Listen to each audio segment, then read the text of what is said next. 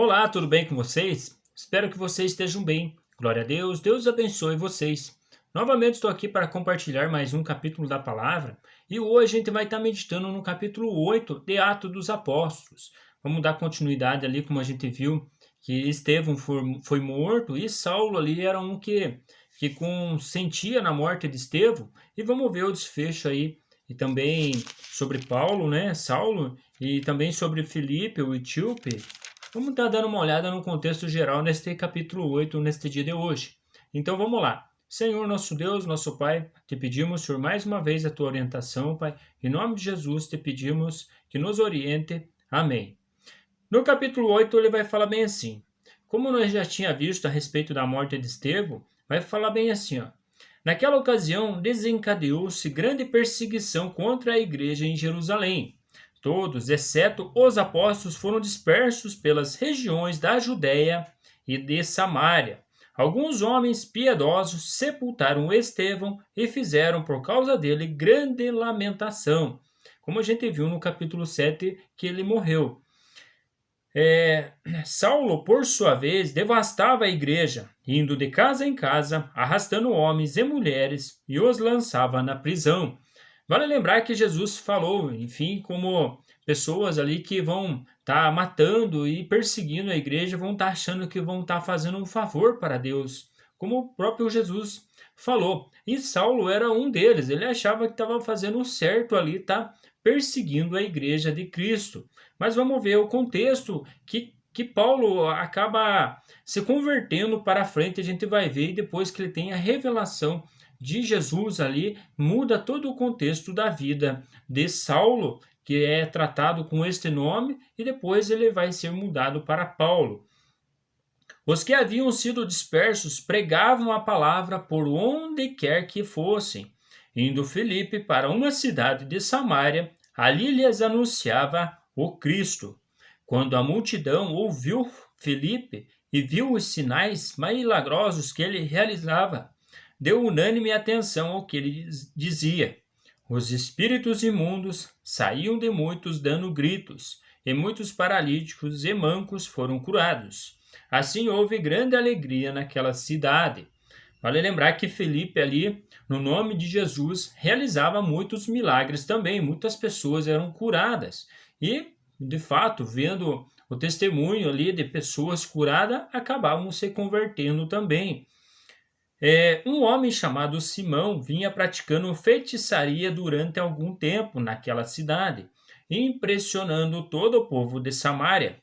Ele se dizia muito importante, e todo o povo, do mais simples ao mais rico, dava-lhe atenção e exclamava: Este homem é o poder divino conhecido como grande poder. Eles o seguiam, pois ele os havia iludido com sua magia durante muito tempo.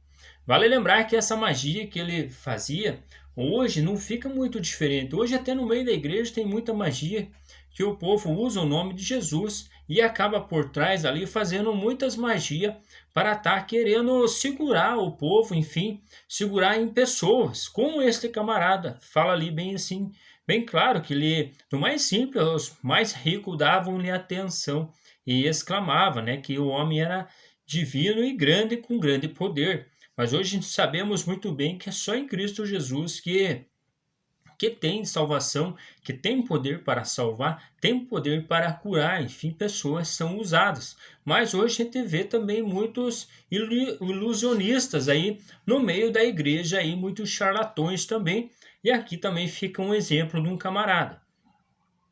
No entanto, quando Felipe ele pregou as boas novas do reino de Deus e do nome de Jesus Cristo, creram nele e foram batizados, tanto homens quanto mulheres. O próprio Simão também creu e foi batizado e seguia Filipe por toda parte, observando maravilhado os grandes sinais e milagres que eram realizados. Os apóstolos em Jerusalém, ouvindo que Samaria havia aceitado a palavra de Deus, enviaram para lá Pedro e João.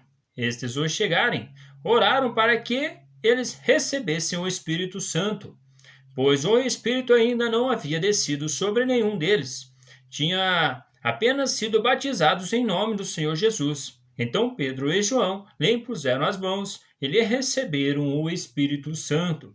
Vale lembrar que depois de batizado, é interessante também o contexto da igreja impor as mãos para que o Espírito Santo também venha a estar fazendo parte daquela situação, tanto do batismo quanto a descida do Espírito Santo, como Pedro ali e João foram e impuseram as mãos em pessoas ali. Vendo Simão que o Espírito era dado com a imposição das mãos dos apóstolos, ofereceu-lhes dinheiro e disse: Dei-me também este poder, para que a pessoa sobre quem eu puser as mãos receba o Espírito Santo. Vale lembrar que ele estava interessado em fazer, digamos, comércio com o Espírito Santo. Por isso que ele vem ali e fala: olha, eu vou dar dinheiro para vocês, vocês vão me dar essa autoridade para que, quando eu pôr as mãos, também eles recebam. Enfim, ele estava pensando em lucro também, porque a gente viu no contexto final que no contexto no início, ele era um feiticeiro que iludia muitas pessoas. E enfim, ele estava querendo ganhar dinheiro em cima do Espírito do nosso Senhor. Respondeu Pedro: pereça com você o seu dinheiro. Você pensa que pode comprar o dom de Deus com dinheiro? Você não tem parte em nenhum direito algum neste ministério, porque o seu coração não é reto diante de Deus. Arrependa-se desta maldade e ore ao Senhor. Talvez ele perdoe tal pensamento do seu coração, pois vejo que você está cheio de amargura e preso pelo pecado.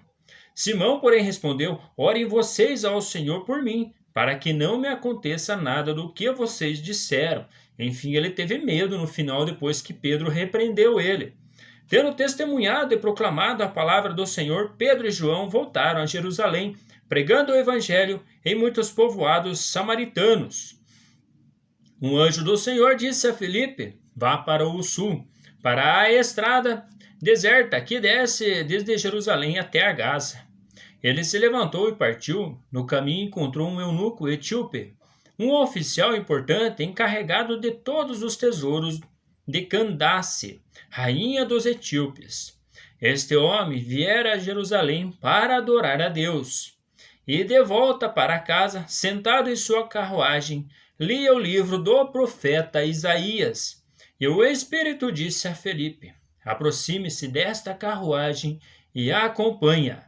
Então Filipe correu para a carruagem, ouviu o homem lendo o profeta Isaías e lhe perguntou: o senhor entende o que está lendo? Ele respondeu: como posso entender se alguém não me explicar? Enfim, ele foi sincero com Filipe: olha, eu estou lendo aqui, mas olha, como é que eu posso entender se ninguém me explica? Enfim, ele precisava de uma orientação. Assim convidou Filipe para subir e sentar-se ao seu lado. O eunuco estava lendo esta passagem da Escritura, assim como nós limos também ali em Isaías 53. Ele foi levado como ovelha para o matadouro, e como cordeiro mudo diante dos tosqueadores, ele não abriu a sua boca. Em sua humilhação foi privado de justiça. Quem pode falar dos seus descendentes? Pois a sua vida foi tirada da terra. O eunuco perguntou a Filipe: diga-me, por favor, de quem o profeta está falando? De si próprio ou de outro? Então Filipe, começando com aquela passagem da Escritura, anunciou-lhe as boas novas de Jesus. Prosseguindo pela estrada, chegaram a um lugar onde havia água. O eunuco disse: olhe, aqui há água. Que me impede de ser batizado? Veja que interessante, que pergunta que o eunuco faz para Filipe. Disse Filipe: você pode, se crer, de todo o coração. Enfim, só é impedido para ser batizado nas águas se não crer. Enfim, nada mais lhe impede que seja batizado. Como Filipe explica assim bem claro e bem simples.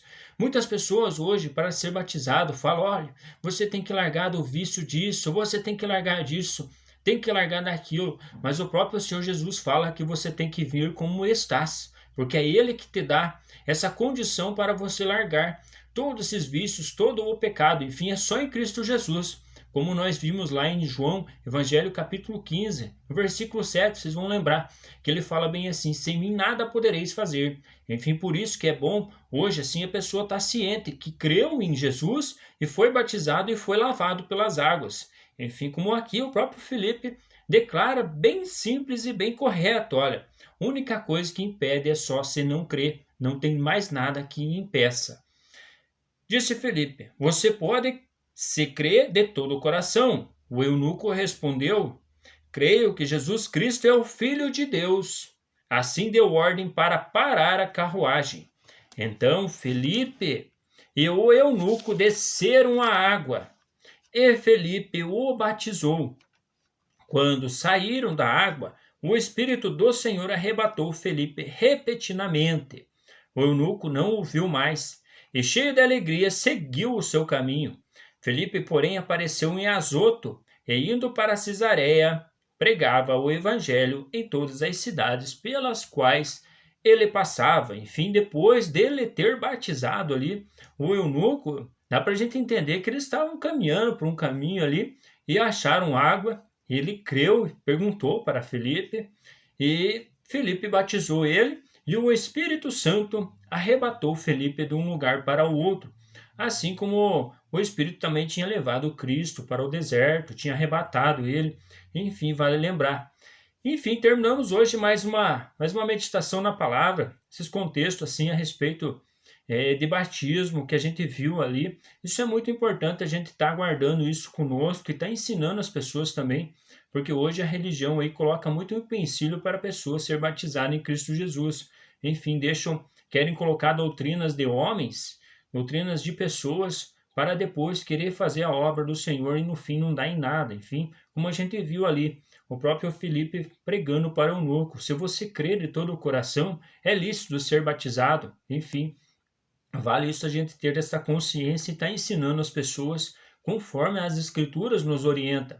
Como a própria escritura estava orientando o próprio eunuco falando ali de Cristo Jesus, em Isaías, o próprio Filipe depois explica para ele e prega as boas novas e fala do amor de Jesus e fala que ele morreu por nós e que nós somos miseráveis e precisamos de Cristo, como a gente viu também no Evangelho de João capítulo 15, que ele fala que sem mim nada podereis fazer, enfim, e de fato não pode fazer nada sem Cristo Jesus. É estando nele, estando batizado nas águas, que o Espírito também venha a pairar e tá fazendo morada, que aí vai conseguir estar largando toda a vida de pecado. Enfim, como a gente vai vendo aí no decorrer das Escrituras. Um grande abraço, fiquem com Deus e até mais.